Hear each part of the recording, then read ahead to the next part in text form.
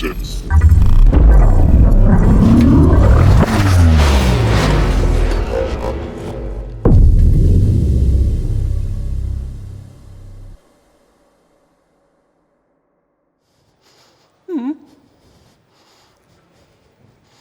Hi. You may know the situation. There is a service, a system, or just a piece of code. It exists somewhere in your software landscape with a certain complexity, and everyone avoids touching it. We at Mr. Specs have seen this example, and in this talk, Anja and me, we want to tell you about it, how we came there and how we moved on. Secondly, we will tell you more reasons how to reach that state, and afterwards, we want to give you a few examples of how to get out and move on.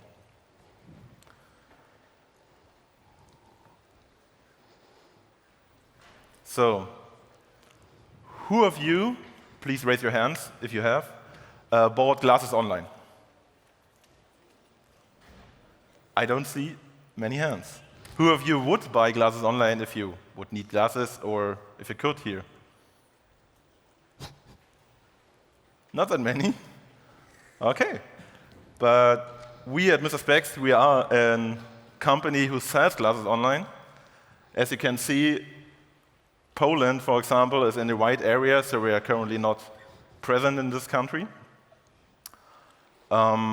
We started as a small startup in 2007 in Berlin, and nowadays we have over 5 million customers in 10 countries across Europe, have even an office in Stockholm and warehouse there.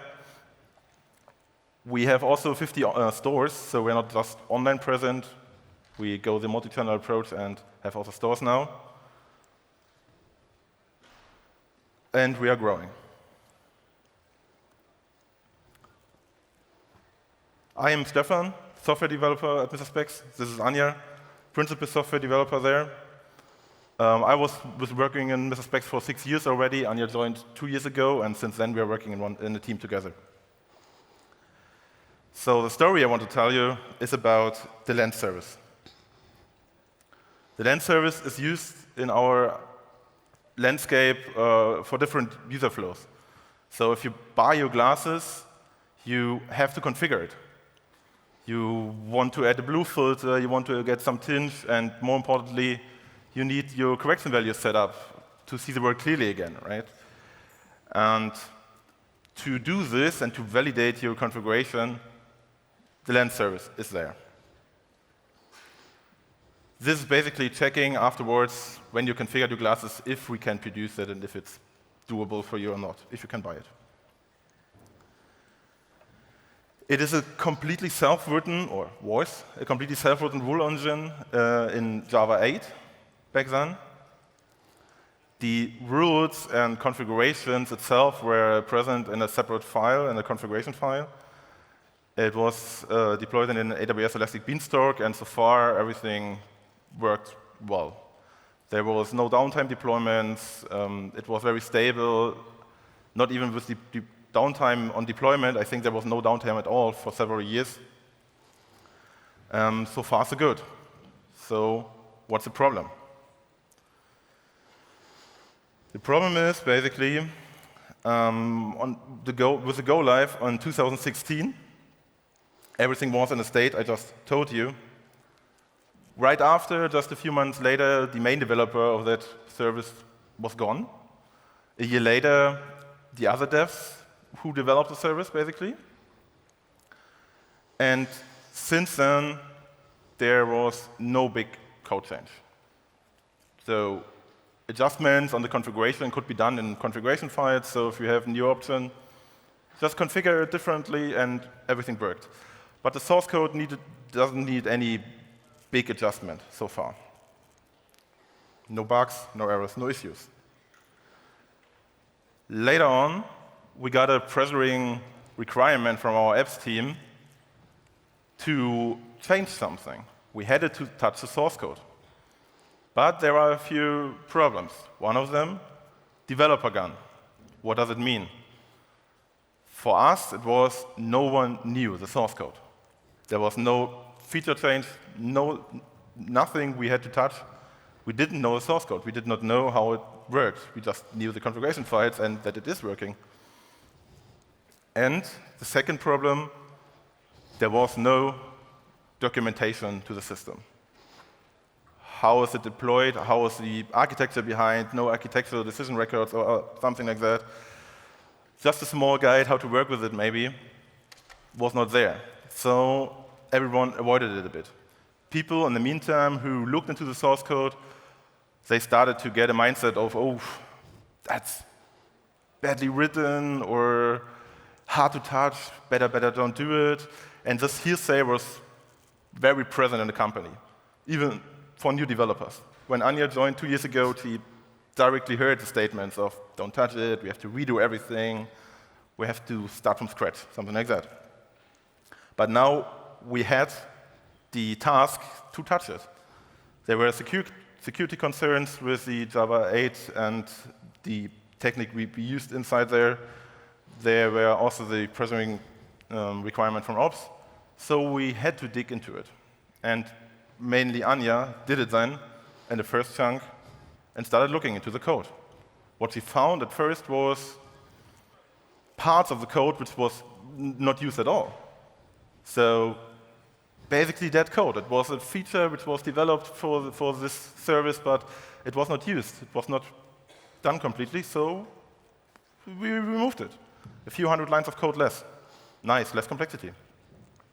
Second, she started asking about a feature we had. It was a graphical UI for that service. Is it used? Is there a use case? And no, not really. There was one tiny thing, but this could be done and solved otherwise. And all the other use cases which were originally thought for that UI were not fulfilled. So in this case, maybe you have in mind you ain't gonna need it. Something was developed, it was not used at the time, it stood in the code base, it rotted, and now we are in a state where we don't know about it. So we removed it, and 1/3 of the code base was gone again.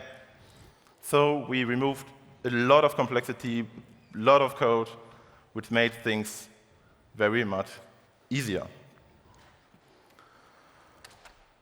Then there was a second tiny thing with the deployment within Elastic Beanstalk. Maybe it's fine. I don't want to say anything against Elastic Beanstalk. Just in our company, it was the only service running there, and there was not a big knowledge we had about it. But we used Kubernetes widely and Docker containers. So I thought, why not try to migrate? And it was kind of easy. So we moved one step further, put everything to the Docker container, deployed to Kubernetes, was running there, fine. Small tweaks here and there, and everything stable. And after a few changes in our IT department, teams shifted, responsibilities shifted, so the LAN service went over to another team. This team thought, okay, it is written in a language the team does not know that much. Java, they had mainly JavaScript developers, so they thought, why not do it and migrate it again into the new language stack? They did it, basically copy-pasting Java code to JavaScript. Small, tiny adjustments, worked out very well. So we went again with that service, step by step, little steps, removing code, doing something about the deployment, and even change the language stack. So, you heard what happened in the team with that service, but now I would like to get into what exactly happened around 2016 till 2020. So how did we reach a state where for 4 years nobody touched the service and nobody wanted to touch that service? And for that we have 4 points. So we want to talk about this not invented here. You probably know it. We want to talk about hearsay that happened. Stephan already mentioned it. Developer churn that happened, and about business pressure topics here. But let me get into the first one, and that is about not invented here. Before I start with that first question, does everybody know the term? So please raise your hand if you know what not invented here means roughly, if you have any idea. Please? Any hands? Anybody ever heard of this? Okay, I see a few. Nice. Don't worry for everybody else. I can help you here. So it's not that complex to understand, not invented here. It's basically people tend to have a negative attitude towards knowledge that is derived from an external source. So the next few minutes will be about psychology mostly. And it's actually interesting, two parts of this. If people have that negative attitude, it's like, what is an external source? What do you perceive as something that is not your own? And what means negative? First of all, what is knowledge that is not your own knowledge? 3 dimensions here. First one is functional. Functional means something like your own organization. So usually if you work in a company, you perceive stuff your own company or your own team builds as your knowledge, but what the others do is something external for you. And most people tend to think what we do ourselves is probably the best. It's quite human. Next dimension is more geographical. That means it's easier to trust and to believe in people that are close to you, like in your own team. It's more external if you're talking to somebody sitting in the US or somebody with a different cultural background than somebody right next to you, super similar to yourself. And the last dimension here is discipline. It's the easiest to believe in IT people, obviously. It's way easy. But actually, we are not the only ones with knowledge. So there's also other disciplines. So sometimes it makes sense that people like marketing also know things. So, obvious. But we have that tendency to believe that we are the best ones. And the second part here is what kind of negative attitude can you actually have? And this is, in multi-dimensions, the first one is, once again, it's totally human to have that, and I can tell you I have all of them. The first one is you want to believe in things where you yourself are in a good light. You want to defend your own identity. It's always easier to believe in something where you yourself are okay, and you don't have to change your whole image of yourself. Doesn't sound that strange, honestly. The second, third, and fourth I would like to explain with biases. So a bias is a personal judgment that is not so much about facts, but more about how you feel about yourself. And the first important bias here, give me 1 second, is actually the so-called omission bias. I don't like that term that much. The other term is way easier to explain, the status quo bias. So you yourself prefer not to do something and just stay in the status quo about overdoing something and changing something. That's super normal as human. And it also means we prefer non-action, even if it's harmful not to do anything, about doing something. So there is something here in it. So it's summarized as value. So you want to defend your own values here. Makes sense to me. The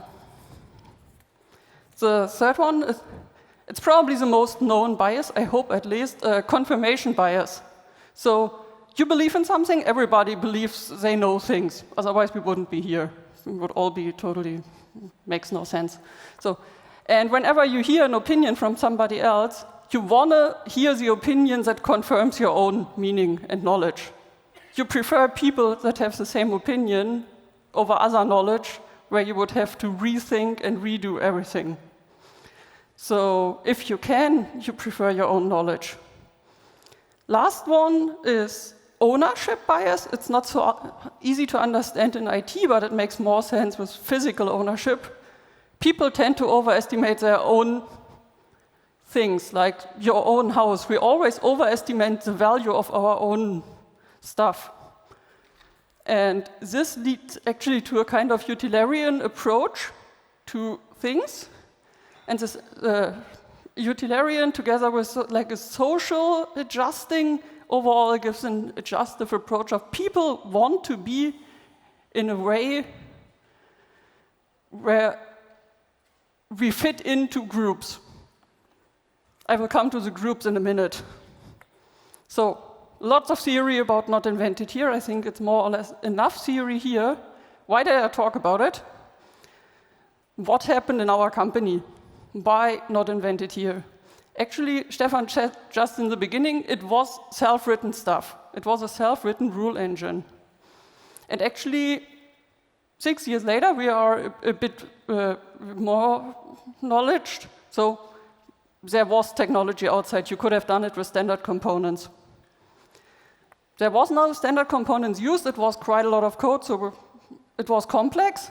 And this complexity actually led to people, especially later developers, joining to the feeling of, okay, it's complex. Do I really have to dig into it at all? And as it was complex, because it was self-written, what happened was whenever people asked, how much work is it to work on it, people said, a lot, because I don't even know what to do yet. And with this high estimations, product managers went back, okay, the thing is ugly, it's a super high estimation, and doing any feature on it was deprioritized because too much effort. So developers in the beginning said, okay, complex, then they were told, don't even do it, so they stood with their feeling of complex. Nobody even had to check if that's true. So in our case, the first thing of a lot of complexity by not invented here led to a lot of effects. I said I want to talk about groups. The second thing that happened in our company, and you might want to think about if it happens in your company, is there were group dynamics happening between people. And one quote here is super obvious, but actually please think about it for a second, and that is, most people spend their entire life in groups. Like families, teams, whatever. Everybody is in groups all the time. None of us. This here is also a group. So whenever there is a group, you have group dynamics, and that is the influential actions, processes, and changes that occur within and between groups. So people interact all the time. And now coming to the critical part, this is about conformity. People want to fit in those groups, usually. Makes sense. You don't want to stay alone in the wilderness and nobody supports you, and then the wild animals and so on, so everything goes back to evolution somewhere. So there is conformity. Conformity is a tendency for an individual to align their attitudes, their beliefs, and their behaviors with those of the people around them. So that can take the form of social pressure or unconscious influence. I don't want to say we had social pressure, but think about unconscious influence.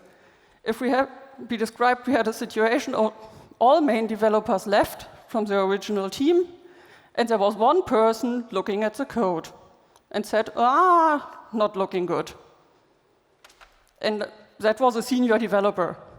So everybody around, probably true. I follow that opinion because then I'm conforming with the group.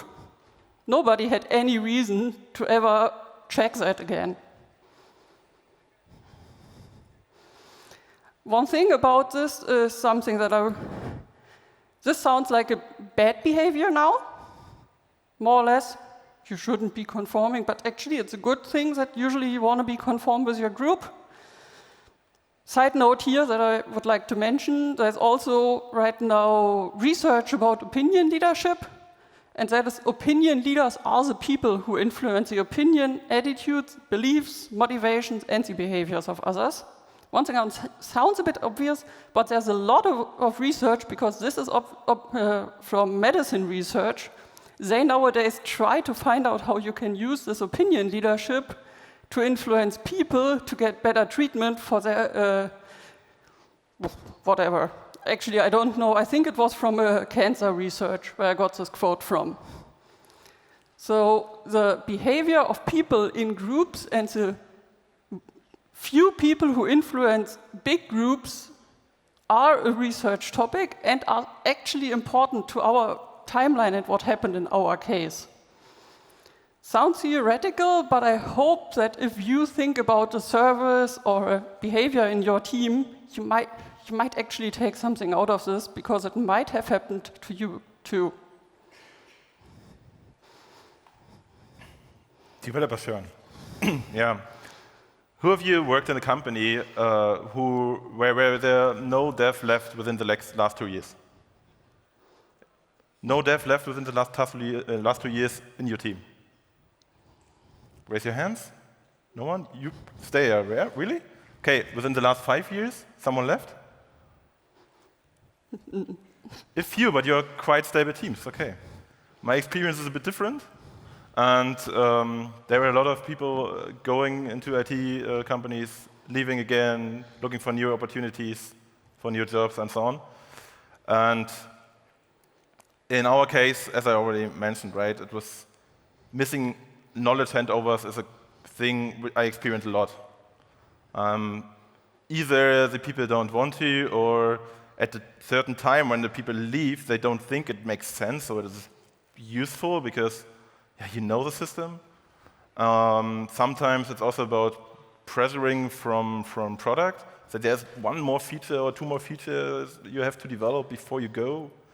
So there's then last-minute handovers at some time, but what handover do you expect within the last 1 or 2 days of a person in the company? Nothing, basically. And the missing documentation afterwards is also a problem. If all the devs or the key dev left of the system who knows it best, and there is no documentation to say how the system should behave and what are the requirements, that leads you into the problem that you have to dig into the code again and you have to learn again what your own software does. So, one more thing that might be a bit specific to our case. It is about the business pressure. How much pressure did we have to work on that service during the years? And actually, we had the normal amount. Everybody probably knows, okay, please deliver features. I assume everybody of you had that. In our case, we had that too, but it was always on important stuff, so other features, not that service. What happened to us in the team was a feeling of, don't even spend the time to have ever a look at that service. It's not important. This was a business view on it. It's running anyways. It's good enough. Don't even look at it. Don't spend time. So now, how could we have avoided that? The answer is actually, the code was written too well. It was too stable. We had no reason to ever touch it and to learn how it works. Joke answer. Sure, please write stable code. It's nice that it's stable, and it's nice that it did never have bugs or went down. But actually, in our case, it wasn't helpful. The code was stable enough that nobody ever had real maintenance to do on it, and it was like not even a lot of security updates. And as it was good enough, also from a business view, and we overestimated all the changes, as I told you, we never had to touch it from business perspective. So it actually, the normal amount of business pressure on a team, but none on this service. All on please do other stuff, because this one already looks ugly. Yeah, so this is what we had of kind of the wrong pressure. And yeah, this was the last part of what happened in our case with those 4 things that led to a service that we never touched for 4 years. And now I would like to jump to the next part. As you can see, how do we get out of this? So, before I go into it, one thing. All 4 things that we told you, so not invented here, hearsay, you can try to avoid that, for sure. But probably it happens more or less to everyone, so it's important to know how to get out of it if you're in it. I hope not as bad as in our case with those years and everything, but if you're already in it, we want to tell you how we try to get out of it, and maybe you can take something from that as well. So, the first one I have for you is, how did we start code-wise? first thing here, check in. Luckily, that code had some test coverage that at least told us, okay, it's doing what it shall do. Nice. And the deployment had a rollback button, so we were able to do things, and in case it's broken, to roll back. The rollback button didn't work, but that we found out later. So, given that you have code where you have no idea how it's working, it's complex, but it has a bit of tests, and in theory, you can change something and roll back. This is what we did. First, don't do something big on it, because you don't even know it. So don't plan the big rewrite now. You have no idea what's in that thing. What we did instead was really, I have to start somewhere. Let me spike in it. Okay, feels that. Okay, I start there with a few lines. Somewhere. Felt more or less random. And my suggestion here, because it worked super well for us, take small steps if you have to get into that, and fix code smells. Because it's obvious it has to be done at some point, and at least you know what you're doing on that small step. Maybe you get a bigger picture out of this. In my case, it was mostly not fixing code, it was killing code, as Stephan told in the beginning, because there was code to kill. Important for this, and I'm not sure if everybody is aware of it, at least for Java there is proper IDE support to find dead code. So if you're using IntelliJ IDEA, there is code analysis, and if you have a setup where you can use it, so you don't have weird templates doing things wrong way around or something, but if you have a setup where you can use it, try to use it, and I wrote down how. So there is an option analysis, run inspection by name, undeclared declarations. It helps you to find dead code. In our case, it was like 10,000 issues found. Cool, thank you. But it was a starting point. Obviously, you have to double check what your IDE tells, sure, but it's a starting point. And if you don't know that thing and you don't have documentation, why not there? Yeah, in our case, the second one was actually a good guess, and a very big removal can happen, but doesn't have to. Okay, I started with that by, it's Friday afternoon, I just start now, because nobody asked me what I'm doing, but actually you have to justify your efforts as a developer in a team, because a company doesn't pay you to do something, usually, they pay you to deliver something. So how to justify work on a service like that, where actually there is no business pressure, as I told you, usually. There are two big arguments that I would like to give you that help me, because obviously, yes, people ask me, why are you working on that thing right now? First one is, if you reduce the pains, like killing stuff out of it, the features you have to build later on get cheaper. So the code is less complex, it's cheaper and faster, but also people have more knowledge about it, so they can estimate well how big it actually is. Operational changes get cheaper. That's what happened in our case. Really, like, please replace the logging solution for a service where you don't know how it works. Now we would know how it works, and now it's a ticket. In the beginning, it was really a more or less scream for help. We have to do it, and nobody has any idea. And we estimated, like, okay, the last 2 weeks before Christmas, we don't do anything else because we don't know how. And last one, obviously, if you have bugs, it's easier to fix them if you know the code. Probably no surprise. Those are pains you definitely have. The other thing are the ones where people always tend it's just the risk and not that important. But yes, security issues, the normal thing. We had that, as everybody had it, at one morning, log4j insecurity. And we're like, okay, is this now finally the day where we have to rewrite it all? In our case, no, we used log4j1. So we were that old that everything was still safe. But I was already starting to prepare that talk, and I really hope that there's somebody who can use that chance to finally dig into such ugly stuff. And the other one is something I saw at a former company, so I want to mention to you. If you don't know your code, there can be unexpected behavior in it. We had that, like really features nobody was aware of. I don't want to tell you the details. In that case, it wasn't that ugly because just buttons appearing that we didn't know of, but it can get very ugly with unknown features. For all of this, I would more or less summarize the approach that I took with another quote, and that is, solution-oriented leaders don't spin their wheels stressing about past problems or what's going wrong.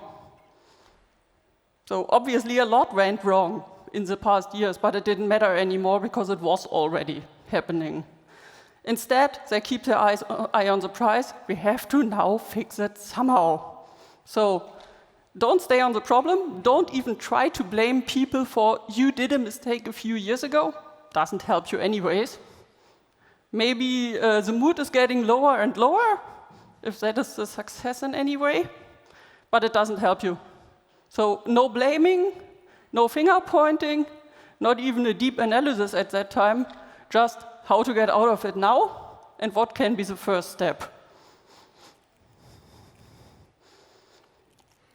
Questioning complexity. Is the feature still needed? It was one of the biggest code deletions we had in our case.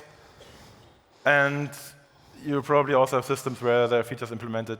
Maybe they were used at a certain time. Maybe there was a plan that they should be used, but the use case did not appear as it was thought.